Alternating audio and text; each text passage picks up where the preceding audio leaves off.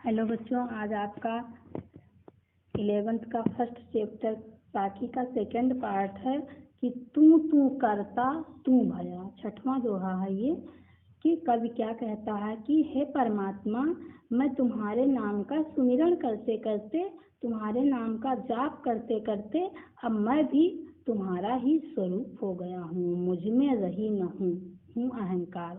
यानी अब मुझ में अहंकार नहीं दिखाई देता है या मुझ में मेरा अलग से अब कोई भी अस्तित्व नहीं रह गया है। बारी फेरी बली गई, बारी फेरी बली गई यानी मेरा जो जन्म मरण का चक्कर था वो समाप्त हो गया। जित देखो तित तू, अब मैं जिधर भी देखता हूँ उधर तू ही तू दिखाई देता है। यानी जन्म मरण का चक्कर जो था वो समाप्त हो गया है। मुझको ये भय नहीं है कि मैं दोबारा इस मृत्यु लोक में आऊँगा और मैं जिधर भी दृष्टिपात करता हूँ उधर परमात्मा ही परमात्मा अर्थात तू ही तू दिखाई देता है।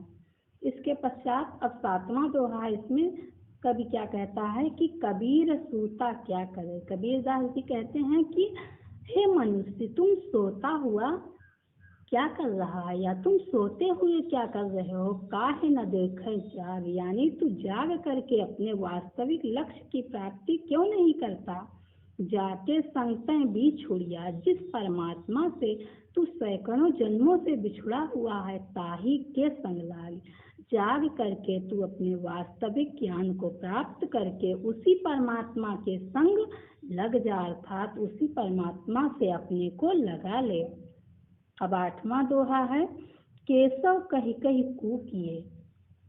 केशव कही कही कूकिए यानी भगवान राम का नाम ले करके कूकते रहो, पुकारते रहो। न सोइए असरार, असरार आलस्य में पढ़कर न सोइए यानी आलस्य में पढ़कर कभी भी मत सोओ। रात दिवस कै कूकड़, क्योंकि रात दिवस यानी रात्रि और दिन जब तुम कूकते रहोगे, परमात्मा का नाम ही पुकारते रहोगे तो कबहू लगे पुकार, कभी ना कभी तुम्हारी पुकार उन तक अवश्य पहुँचेगी और वो तुमको जरूर दर्शन देंगे। इसके पश्चात 9वां दोहा है, इसमें कवि कहता है कि लंबा मार्ग दूर घर, यानी परमात्मा से मिलने का जो मार्ग है, रास्ता है, वो बहुत ही लंबा है और उसका घर कहाँ है, बहुत ही दूर है। और इस घर में विकट यानी बहुत ही घने पंथ बहुमार, बहुत ही इसमें घनघोर जंगल हैं, घने जंगल हैं पंथ, और रास्ते में बहुत से मार यानी चोर डाकू लुटेरे रहते हैं जो जीवात्मा रूपी पथिक को ठग लिया करते हैं। जैसे ही वो साधना करने बैठता है तो उसको साधना नहीं करने देते हैं, यानी उसकी साधना भंग कर देते हैं। कहाँ संतो क्यों पाइए दुर्लभ हरि दीदार, यानी कभी कहता है कि कहाँ संतो क्यों पाइए, यानी उस परमात्मा को कैसे प्राप्त किया जाता है। दीदार जिसके दर्शन करना बहुत ही दुर्लभ है, यानी दीदार जिसका दर्शन करना दुर्लभ बहुत ही कठिन है। संत लोग कहते हैं कि उस परमात्मा को, कवि कहता है कि संत लोग कहते हैं कि उस परमात्मा को कैसे प्राप्त किया जाए जिसका दर्शन इतना कठिन है।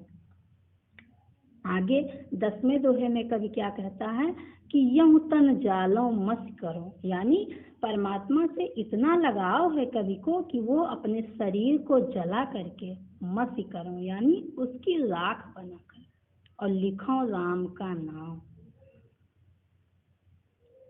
यानी यूं तन जालो मस करो, यानी वो अपने शरीर को जला करके और उसकी स्याही बनाएगा। मसी का मतलब स्याही, और लिखो राम का नाम, और उसी अपने शरीर की स्याही से राम का नाम लिखेगा।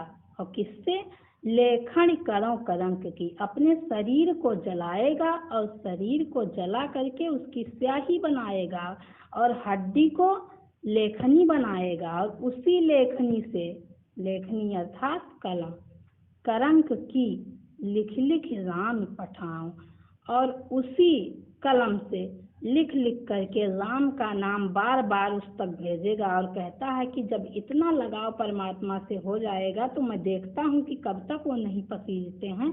अर्थात जब इतना मुझको लगाव है, मैं ऐसा करूँगा, अपने शरीर को जला करके उसकी स्याही बनाऊंगा और हड्डियों को कलम बनाऊंगा, उसी से लिख लिख करके परमात्मा का नाम बार बार उनके पास भेजूंगा, तो वे जरूर पसीजेंगे, यानी जरूर द्रवित होंगे, जरूर कृपा करके मुझको दर्शन देंगे। अब 11वें दोहे में कवि क्या कहता है कि कै बिरहन को नीच दे यानी मृत्यु दे दे, बिरहन यानी इस बिरहणी जीवात्मा को, कै अथवा यानी या तो कवि कहता है कि इस बिरहणी आत्मा को मृत्यु दे दो, कै आपा दिखलाए, कै अथवा आपा दिखलाए यानी अपने दर्शन दे दो। 8 पहर का दाझड़ा, 8 पहर यानी दिन और रात्रि, 8 पहर दाझड़ा यानी जलना, और परमात्मा रूपी विरह में कहता है कि कै बिरहन को नीच दे, अथवा इस बिरहणी जीवात्मा को मृत्यु दे दो, कै आपा दिखलाए, अथवा इसको अपने दर्शन दे दो। 8 पहर का दाझड़ा, दाझड़ा यानी जलना, क्योंकि 3 के 4 प्रहर और 4 रात्रि के 8 प्रहर इस परमात्मा रूपी विरह में जलना, मोपै सहया न जाया, मुझसे सहन नहीं होता है। इसके पश्चात 12वां दोहा है। इसमें कवि कहता है कि कबीर रेख सिंदूर की, यानी कवि अपने आप को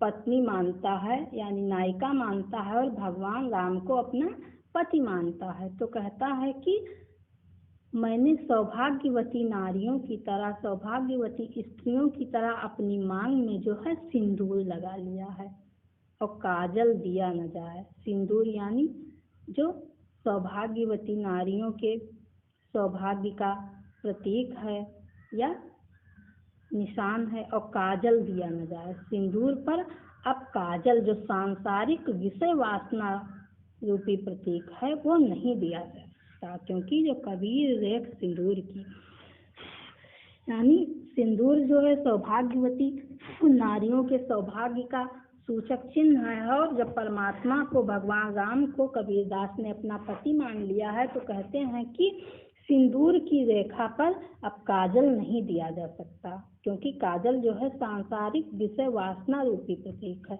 और नयन रमैया रमि रहा, मेरे नेत्रों में तो भगवान राम पहले से ही रमण कर रहे हैं, यानी बसे हुए हैं, तो दूजा कहाँ समाए। इसमें अब काजल के लिए स्थान ही नहीं है, क्योंकि जब पहले से ही कोई बसा हुआ है तो उसमें किसी दूसरे के लिए स्थान नहीं है। यानी मेरे नेत्रों में राम पहले से ही बसे हुए हैं, तो काजल जो है सांसारिक विषय वासना रूपी प्रतीक, उसके लिए इसमें जरा सा भी स्थान नहीं है।